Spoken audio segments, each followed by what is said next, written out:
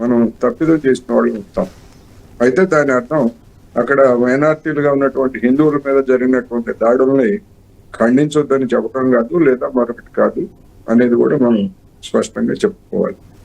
కానీ అంతర్జాతీయ రాజకీయాల్లో ఒక దేశం మరొక దేశంతో ఉండేటువంటి సంబంధాలని మొత్తం మన కోణంలోనే మనం గనక చూసేట్లయితే మనకి అంత శత్రువుల్లాగా కనిపిస్తారు.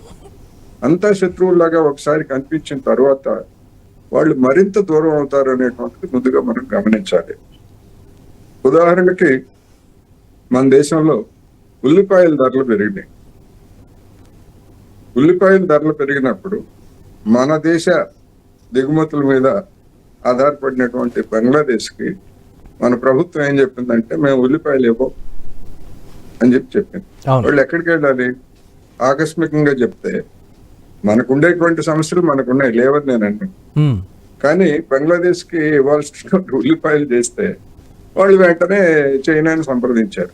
చైనాని సంప్రదించి మీకు ఎంత కావాలంటే అన్ని అని చెప్పేసి వాళ్ళు చెప్పారు. ఇది ఒక చిన్న ఉదంతమే అనుకోండి. అందుకని నేను అనేది, మన అంతర్గతమైనటువంటి సమస్యలు తలెత్తితే విదేశీ సంబంధాలను మనం పోగొట్టుకోవడం అనేటువంటిది, ఆఫ్టర్ ఆల్ ఒక ఉల్లిపాయల దగ్గర మనం పోగొట్టుకున్నాము అంటే చెప్పుకోవడానికి నిజంగా చాలా సిల్లీగా కూడా ఉంటుంది. ఇక ఏమిటి, ఎందుకని బంగ్లాదేశ్ కావచ్చు, లేదా శ్రీలంక కావచ్చు, లేదా ఆఫ్రికాలో ఉన్నటువంటి అనేక దేశాలు కావచ్చు, లేదా లాటిన్ అమెరికాలో ఉన్నటువంటి అనేక దేశాలు కావచ్చు, ఎందుకని చైనా తోటి సంబంధాలు పెట్టుకుంటున్నాయి అనేటువంటిది మనం గమనించాల్సినటువంటి అవసరం.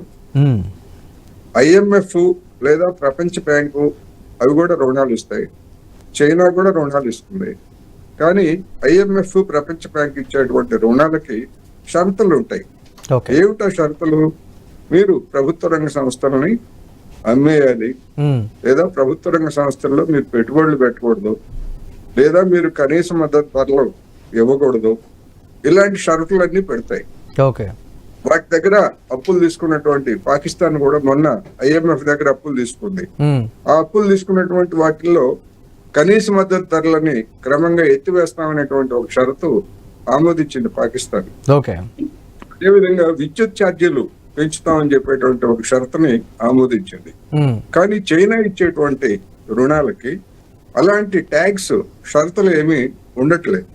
అందుకని ఆ దేశాలు షరతులు లేనటువంటి రుణాల కోసం ప్రయత్నిస్తాయా, లేదా షరతులు తీసుకున్నటువంటి అటు రుణం తీసుకుని అటు జనంతో వ్యతిరేకత తెచ్చుకుంటే భారతదేశాన్ని అష్టదిగ్బంధనం చేసేటువంటి వ్యూహం అంటారా మొత్తం కూడా? అలా చూడొచ్చా?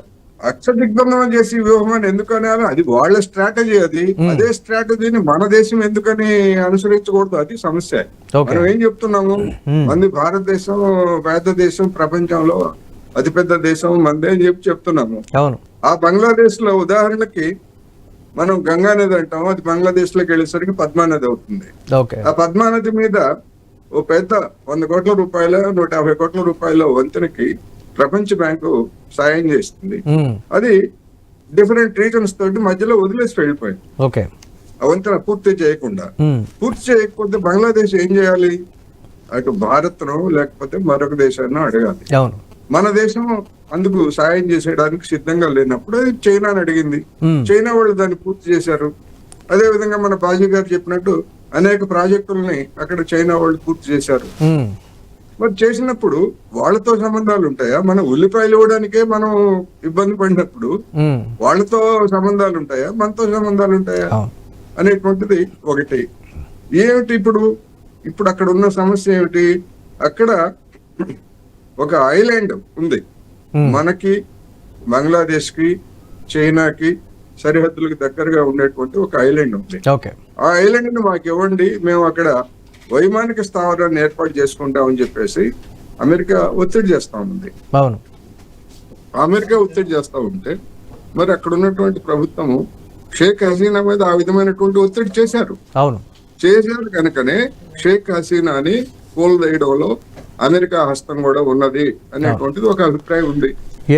మరి అటువంటి అనేకమైనటువంటి అంతర్జాతీయ రాజకీయాలను మనం పరిగణలోకి తీసుకొని విశాలమైనటువంటి దృక్పథంలో చూసుకోకపోతే ఇప్పుడు ఉదాహరణకి మన పక్కనే ఉన్నటువంటి 5 లక్షల జనాభా ఉన్నటువంటి దేశం ఉంది, మొయిజ్ అని, మన కేరళకి దగ్గరలో ఉంటుంది. ఓకే.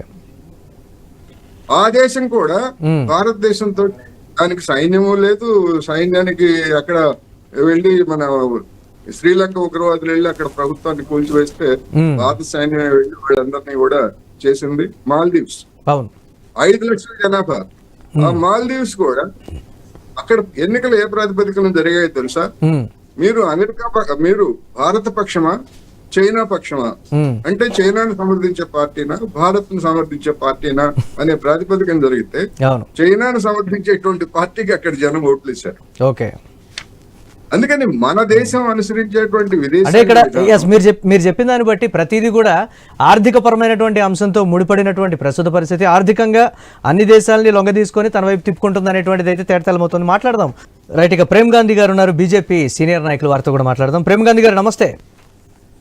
నమస్కారం. ఎస్, మాట్లాడితే ఆ ప్రాంతంలో ఉన్నటువంటి చికెన్ నెక్ ప్రాంతం ఉంది. సో దానికి సంబంధించి కూడా బెదిరింపులు రావడం కావచ్చు, లేకపోతే ఇతరత్ర కేంద్ర ప్రభుత్వం మాత్రం ధీటుగానే స్పందిస్తోంది. భారతీయ జనతా పార్టీకి సంబంధించినటువంటి నేతలు కూడా అంతకన్నా ధీటుగానే స్పందిస్తున్నారు. బ్రహ్మపుత్ర నది మీద భారతదేశం ఎక్కువగా ఆధారపడలేదు. సో దీనికి సంబంధించి వాటి తీవ్రత కూడా మాకు తగ్గుతుంది, పర్వాలేదు, మీరు ఆపేసుకుంటే ఆపేసుకోవచ్చు అనేటువంటి రీతిలో కూడా బీజేపీ నాయకులు మాట్లాడుతున్నటువంటి పరిస్థితి. ప్రస్తుతం ఉన్నటువంటి సిచ్యువేషన్ని ఎలా హ్యాండిల్ చేద్దాం అనుకుంటున్నారు? పూర్తి స్థాయిలో దేశంలో కూడా ఎందుకు మన చుట్టూ ఉన్నటువంటి దేశాలతోటి భారతదేశానికి ఈ రకమైనటువంటి శత్రుత్వమా, లేకపోతే వ్యతిరేకత, లేకపోతే పొసగడం లేదు అనేటువంటి ఒక అభిప్రాయం భారతదేశంలో ఉన్నటువంటి అన్ని రాష్ట్రాల్లో ఉన్నటువంటి ప్రజలు కలుగుతుంది అనేటువంటి ఒక విమర్శ భారతీయ జనతా పార్టీ ఎలా చూస్తుంది? అయితే ఇక్కడ మనం ఒక వాస్తవాలను ఒకటి గమనించాల్సినటువంటి అవసరం ఉంది. ఎప్పుడైతే పాకిస్తాన్ మనతో పూర్తి స్థాయి శత్రుత్వ దేశం ఉంది, మనం పరస్పరంగా పాకిస్తాన్ తో ఎప్పుడు యుద్ధ వాతావరణం వచ్చినప్పుడు అనేక సందర్భాల్లో ఎవరు ఏంది అనేటువంటి భాష మాట్లాడినప్పుడు ఖచ్చితంగా చైనా దాన్ని పరోక్షంగా పాకిస్తాన్ ని సమర్థించుకుంటూ వస్తుంది అనేక విషయాలు. అదే రకంగా ఇలా బంగ్లాదేశ్ ను కూడా సమర్థించుకోవడం రావడము, తర్వాత మన చుట్టూ ఉన్నటువంటి దేశాలు అన్నిట్ల పట్ల వాళ్ళు పూర్తి స్థాయి దాని మీద నిఘా పెట్టడము, వారికి అవసరమైనటువంటి ఆ సౌకర్యాలన్నీ కూడా చేయడం అనేది మొదటి నుంచి కూడా కొంత మన మీద బ్యాక్ డోర్ లోనే పనిచేస్తా ఉంది. దాంట్లో మనం కూడా ధీటైనటువంటి సమాధానం చెప్తా ఉన్నాం. ఒకసారి కాదు, గతంలో అయితే మన భూభాగంలోకి వచ్చి వాళ్ళు పూర్తి స్థాయి స్థావరాన్ని ఏర్పాటు చేసుకొని మిలిటరీ బేస్ ఏర్పాటు చేసుకున్నప్పుడు కూడా మనం పూర్తి స్థాయిలో వారి మీద తిరుగుబాటు చేసినప్పుడు వారు